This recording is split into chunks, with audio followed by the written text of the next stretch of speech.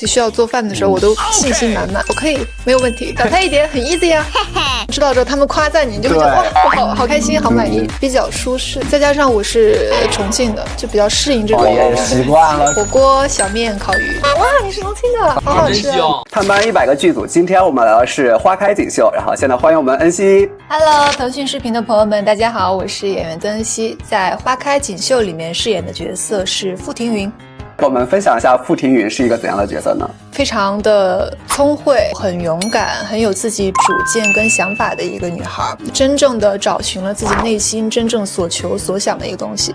我觉得是非常有力量的一个女性。在扮演她的过程中，是不是也会从她身上获得很多力量？很多。我甚至是在饰演她的过程中，经常自我反省。她是非常新时代女性的，她的一些行为、一些举动、一些想法，我觉得都是非常适用于我们在今天很多女性的一些思维上。我本身是会比较内耗的类型，那有的事情可能自己就是容易想不明白。庭云她是想事情非常理性，然后会分析的非常头头是道，有的时候自己太感性了，会让我觉得我要向她学习。那你觉得庭云的她的 MBTI 应该是什么？那我觉得庭云肯定是个 J 人，因为她是有计划的。我记得有一个 MBTI 它是叫 INTJ， 就是谋略家。对，谋略家。那我觉得她是会比较靠近这个 MBTI。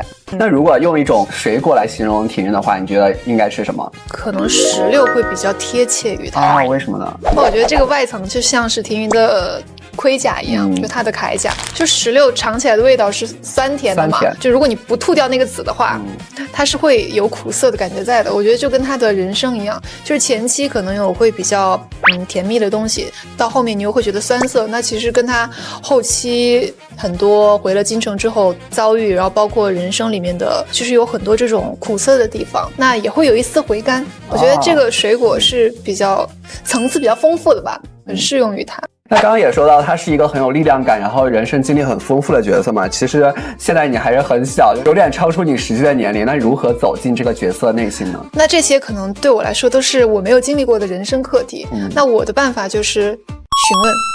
最多的还是问吧，问编剧姐姐也好，或者说问导演也好，他们的人生经验都比我丰富很多。在我不理解的时候，他们会直接告诉我。有一场戏是拍到我父亲去世了，然后这场戏其实是我就整个拍摄周期比较靠前的时候拍的，当时还没有见到于老师，就还没有跟他拍过对手戏。我的第一感受、第一反应是完蛋了处理。这个阶段我是不是对他其实并没有很深的感情，甚至是有一丝恨意的。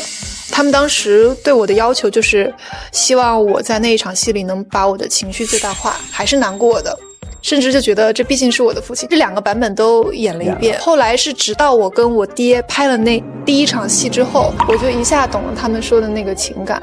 那跟我们分享一下庭云最经典的一句台词是什么呢？特别喜欢的2句话是，就大概意思，从前的那些东西不是我亲手挣来的，失去了也就失去了，这没有什么大不了的。给他拍高能量的一天 vlog， 你觉得这个 vlog 里面他一定会做的3件事情会是什么呢？我感觉他，因为首先他在傅家前期的时候，这个家族就是教了他很多技能，什么管家呀、诗书啊。那我觉得作为一个习惯的延续的话，他肯定每天起来会看书，然后泡茶他也会，他会打五禽戏。在甘霖镇的时候，他每天都会修复竹简，做了很多功课，然后这些功课都是能够让他就觉得对身心很有意义。感觉他也是从这些事情上面获得一种能量在。对，就是能量很大，就是让他逐渐的明白自己心中所求所想的一些事情。就包括他到甘霖镇后期还会做饭。那你平常自己会有做饭吗？我自己会你自己也会。对，所以这一开始他们跟我说庭云可能在中后期需要做饭的时候，我都信心满满，我可以，没有问题，打开一点很 easy 啊。那你自己的拿手菜是什么？我很会炖猪蹄。哇，这个很大的菜。大菜。对，我喜欢吃这种什么炖猪蹄啊，炖红烧牛肉，在家自己研学。我也很爱做。对，我也很爱做这种。下次我们可以 PK 一下。有时候就很喜欢叫朋友来，而且很有成就感。对，就有的时候可能做完你不饿，但是当你的朋友们知道之后，他们夸赞你，你就会觉得哇，我好开心，好满意，满满成就感。看到自己做了满满一桌。在横店拍的时候，其实也经历了很炎热的夏天嘛。在夏天拍这种古装戏，有什么解暑的妙招吗？他们这次给我安利了一个冰袋，是有用的。然后还有一个是那个风扇可以吹冷气。但是我们这个戏呢，我觉得很多就是室内的戏，大太阳底下暴晒的会比较少一点。所以我相对来说我觉得还比较舒适。再加上我是重庆的，就比较适应这种。也习惯了，重庆的夏天也非常炎热。比较习惯，因为我是第一次来横店夏天拍戏。之前好多朋友都跟我说你要做好准备，然后买什么喷那个凉凉的那个东西，但是对我来说没什么用，就那个会辣，但不够凉。转场到山西来拍戏，在山西有解锁什么美食吗？昨天点了一个烧麦，好像是这边的特色，过油肉啊，还有糖醋丸子和一个陈醋牛肉。他们还有好多人给我安利什么铜锅，然后铜锅里面有丸子有粉条。酒店我有吃刀削面，很幸福，这边好多碳水。对碳水，女演员对碳水会有控制吗？会，所以我就基本上放在早上吃。我觉得来这边之后有长胖一点点，因为真的控制不住。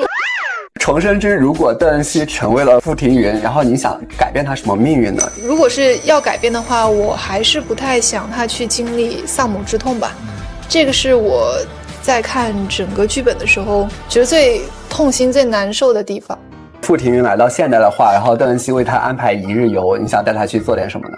带他去体验重庆的美食，带他去逛逛科技馆啊、博物馆啊。重庆美食你最推荐的3样东西是什么？火锅、小面、烤鱼。我身边的所有朋友知道我是重庆人之后都说哇，你是重庆的，好好吃啊！所以我也想带庭云去感受一下我的家乡的美食。那杀青后你最想做的事情是什么呢？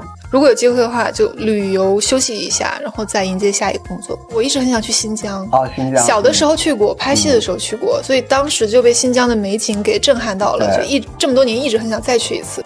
那最后再给我们安利一下，就是花开锦绣3个必看的理由是什么？我们戏里的女性的一些观点都可以运用到今天，就是剧中很多角色其实都是养成系，然后双商都非常的在线，有很多强剧情，我觉得大家应该会比较喜欢。那如果你纯休假不工作的话，一天会怎么度过呢？躺着。如果我的休假时间比较长的话，我可能是躺到我不想躺了，然后我就会出去玩，去旅游。不想再躺的这个时间会得多少天之后？有的时候躺1天我就会觉得烦，而有的时候可能连续1周我都可以不出门。每次拍完戏回到家，我觉得就是一个补充精力的时间，在家就会看看剧、做饭。我觉得做饭对我来说是很治愈的。对，我一做能做1天。